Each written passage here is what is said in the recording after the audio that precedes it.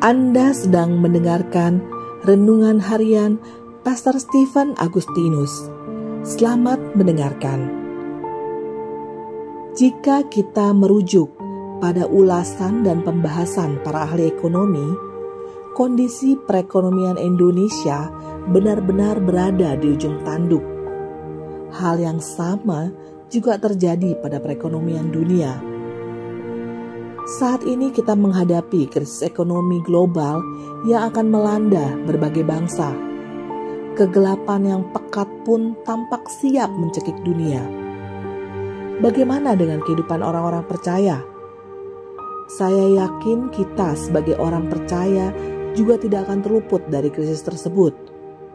Tapi kabar baiknya adalah ada jaring penyelamat yang Tuhan sudah siapkan bagi orang-orang percaya yang hidup terhubung dengan realita kerajaannya. Ibrani 12 ayat 28 versi terjemahan baru. Jadi, karena kita menerima kerajaan yang tidak tergoncangkan, marilah kita mengucap syukur dan beribadah kepada Allah menurut cara yang berkenan kepadanya dengan hormat dan takut. Yang harus kita lakukan adalah memastikan terus terjadinya pekerjaan firman dan roh dalam hidup kita. Dari setiap penyingkapan firman yang Roh Kudus lakukan dalam hidup kita, ada suatu peralihan yang semakin nyata terjadi dalam hidup kita sebagai orang-orang percaya.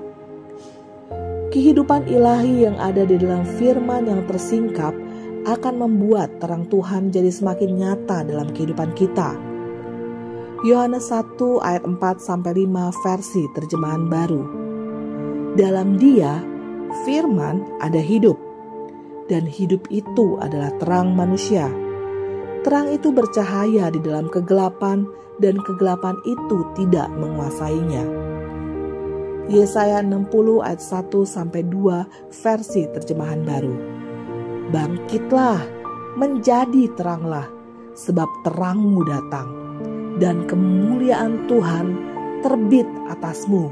Sebab sesungguhnya kegelapan menutupi bumi, dan kekelaman menutupi bangsa-bangsa, tetapi terang Tuhan terbit atasmu, dan kemuliaannya menjadi nyata atasmu.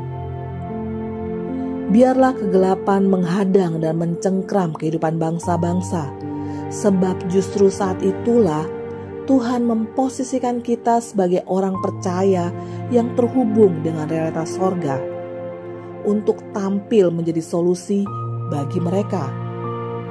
Pastikan kita terus mengikuti pelatihan yang dilakukan Roh Kudus guna meningkatkan level iman dalam hidup kita.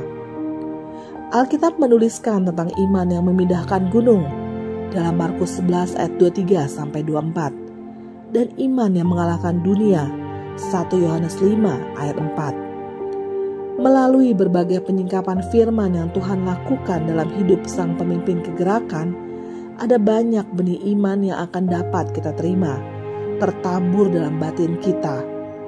Semua prinsip tersebut harus kita kondisikan untuk terngiang-ngiang dalam pikiran dan hati kita, serta terbangun menjadi dasar keyakinan dalam batin kita. Semakin kuat dasar keyakinan kita terbangun selaras dengan prinsip firman, maka semakin besar pula takaran iman yang kita miliki. Roh Kudus membawa kita bertumbuh dari satu takaran iman ke level takaran iman yang lebih berdampak.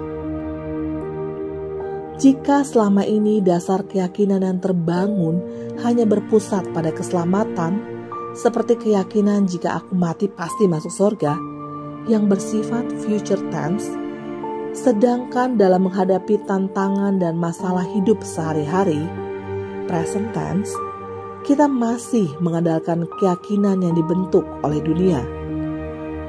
Melalui penyingkapan firman yang menjadi dasar keyakinan dalam hidup, Roh Kudus menuntun kita untuk menumbuhkan iman yang mampu memindahkan gunung, bahkan menaklukkan dunia.